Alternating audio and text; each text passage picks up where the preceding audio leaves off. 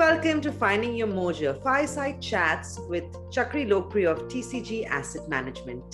Chakri, thanks for joining in. And I think a broad spectrum of viewers today would love to know from you, how does one make their first million, So what are the easy fundas of investing? Hi, good evening, Samina. I think, those are all very interesting questions. I think one of the most basics is to know yourself. Whether you're a pessimist or an optimist. Now, if one is a pessimist, they wouldn't lose a lot of money, they wouldn't make a lot of money. An optimist could make a lot of money and make mistakes along the way.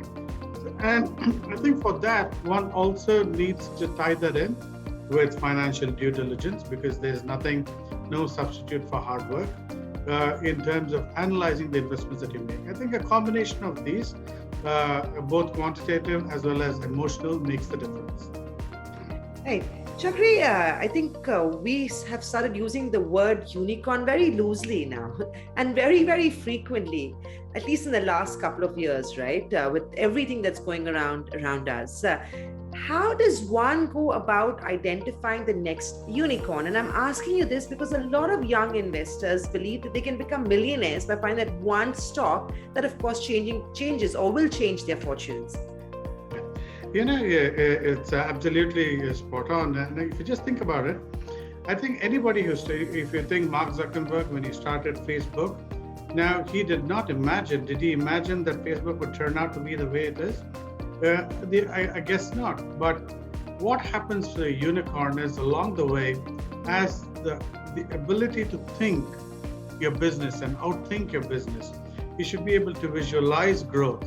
And I think that is one of the most important keys for an investor, is to be able to forecast how a business can grow. So what's going to be the narrative for the company? I think that is one of the important things to think about, how a company can be in the future. Of course, it would take immense amount of experience and knowledge to be able to be in that position to, of course, bet on the winning horse or bet on that unicorn, right? Like you said, but a couple of sort of ideas that young investors independently can identify when they think a given stock or a given company could be the future. So what I want to understand is, while fund managers, of course, spend decades studying this and understanding it, it comes with a lot of experience. But what should youngsters be focusing on when they're looking for these stocks? They may not always get it right, I get that, but just a sort of learning for them. There are two ways one can do this, because, for instance, if one is 20 years old and if you identify a company that grows at 15% per year, and if you start off with, let's say, 10 lakhs, it becomes 1.6 crores by the time one is 36. So you don't really need multi-baggers. And all you need to do is keep watching whether if a company is consistently delivering year on year. And whenever it does not, you have to stop and ask yourself, do you make a course correction, or is this company just a temporary blip? If they blip, you let it go. Otherwise, you change and you move on to the next thing. So this requires a combination of both diligence, constantly monitoring the company, and see whether, and so that's all there is. And as far as the unicorn is concerned, now there are different ways one can do that. Look at what's worked in other markets, and then see if that will apply to another market. Chakri, what is it that you look for, right? Is it company specific? Is it management specific? Is it sector specific? It can be a combination of all those things, because you take Flipkart, for instance. Now, the guys who are at Flipkart, they actually used to work at Amazon. And so all that they did is, in reality, they studied the Amazon model, and they saw that it was a huge success in the US and other countries. And they said, why don't we try and do that, replicate the same for Indian conditions, and of course modify the business accordingly. And then you have today Flipkart being one of the largest companies, a unicorn at that, in the Indian conditions. So one is, you imagine out growth. Two, you look at what's worked in other companies that have worked in other markets, and see if some other startup or some other existing company is trying to replicate that. That would one way be in identifying a growing company. I'm sure a lot of our viewers would love to understand what's going on in your mind when you're identifying these multi-baggers, right? Any specific company that you're tracking right now that you think could have huge potential or could be the next big Flipkart? Well, if you look at it, for instance, you mentioned Zomato. Now, a couple of years ago, pre-pandemic, pre-COVID, all that Zomato did was try to deliver food from a restaurant to a home, or from a restaurant to an office. And then the pandemic happened, and suddenly the business expanded far faster than even the company could imagine. And the range of products that it started shipping from A to B also dramatically expanded. So it then depends upon whether a founder of a company can seize the moment. I think that is a very important thing to continuously watch for. And that largely determines on how fast they are able to scale it. Sometimes entrepreneurs have fantastic ideas, but they're not so great in implementing them. So see whether it's a combination of whether, hey, the idea is great, and B, are they rolling out and expanding fast enough? So would you be betting on Zomato, fair to assume? Indeed, I think it's a great company, and it's a unicorn. But they've delivered under the toughest conditions. I think it's going to do an IPO sometime in the near future. And those are all the outcomes. Now, what went behind it is they looked at different markets. They said, look, one of the things lacking in India is the proper infrastructure, proper moving items from A to B. And there's a lot of youth out there who can be gainfully employed in taking things, products and food from A to B. And they did that really well. And they also recognized that different states within India can behave very differently.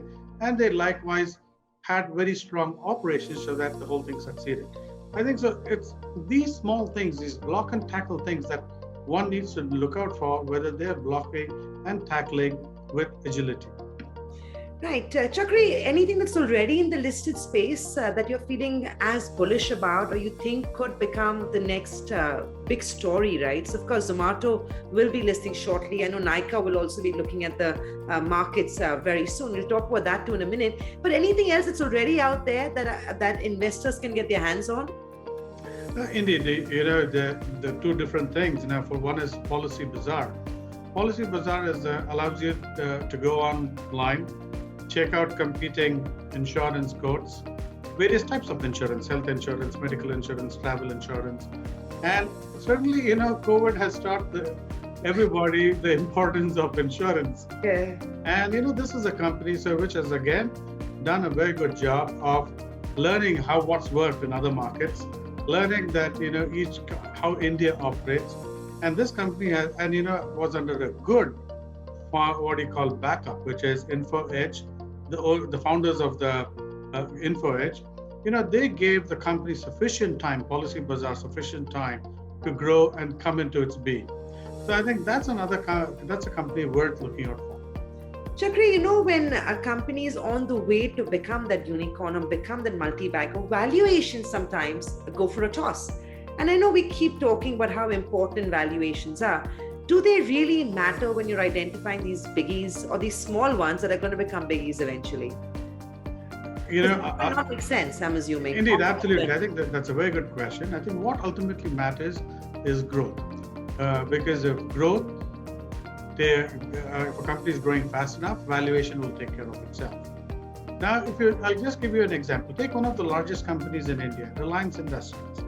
Now, a couple of years ago, if anybody asked you, what does Reliance Industries do? We would have said, well, it's an oil and gas company. Now, today, if you look at its stock price, let's say it's about 2,200 odd rupees. About 1,000 rupees per share comes from its oil and gas business. Another 1,000 comes from its retail business. Another 500 comes from Jio, the telecom business. Now, these businesses did not exist, or at least they were not in the public eye until about very recently. So then one has to think about how fast, which of these businesses can actually grow faster. Now, it turns out that the retail, and at least the way Reliance Industries is going about its retail business and using technology as a tool to expand into the mom and pop stores, will have a far higher valuation than its traditional business of oil and gas. Now, if you look at a company like Amazon, because that's going to be its competition for Reliance Industries in India, and you compare the valuation and the growth path that Amazon had in other markets, then you can see that Reliance Industries still has a far, long way to go. And so that's one way to look at it, is looking what is the narrative and how is the narrative of a company changing. Right. So while the company might be a blue chip, the business that we are betting on is more new age. And I think that's what's the important takeaway here. So while Reliance made our grandparents millionaires or billionaires, you believe it still has a potential to make the next gen lots of money or make their millions. Indeed, I think it's a story which has made both grandparents rich, and I probably grandchildren also will be richer. Just think about it. Now, they're a company, Reliance Retail. It's only 7% of whole India has any form of access to online. Yeah. So, and if you have all the mom and pop stores tie into the back end of Reliance IT network, and so that fulfills all the small mom and pop stores get their goods from Reliance backbone. They use Reliance Geo technology to connect through WhatsApp, through various mechanisms, electronic mediums to their customers. So this allows them to grow far faster than they would have ever did otherwise. Now, if that 7% even becomes 10% overall, people moving online, that in itself is a phenomenally big opportunity. So I think Reliance still has a far way to a fantastic growth path, but there are several stories also like that. Right. So just continuing to focus on that space that you very obviously like. You mentioned Flipkart, you mentioned Zomato, you talked about retail with tech, you talked about Policy Bazar. These are very obviously tech platforms. Is that the new tech we're talking about? Is that the new space that we're betting on then, Chakri? Today the technology is touching every aspect of life. And whether one is educated or not doesn't really matter, because one gets a WhatsApp message from just about all cross sections of society today use WhatsApp as a tool of communication. Now, as WhatsApp and other things like WhatsApp, Signal, Telegram, etc., they all not graduate from just being a mode of communication to a payment gateway, to a transaction gateway. Then just the ease of use of technology enables business. What somebody told me many years ago when I was studying is, it's more than the guys who use technology, the people who make technology happen will be the far richer guys. Well, so that I think is an important piece of advice as well. But there are curveballs. And I'm going to bring up Uber here, right? Uber and Ola, those are the biggest stories up until 2019 when the pandemic hit. I'm sure those numbers don't look like anything the management or the founders would have expected.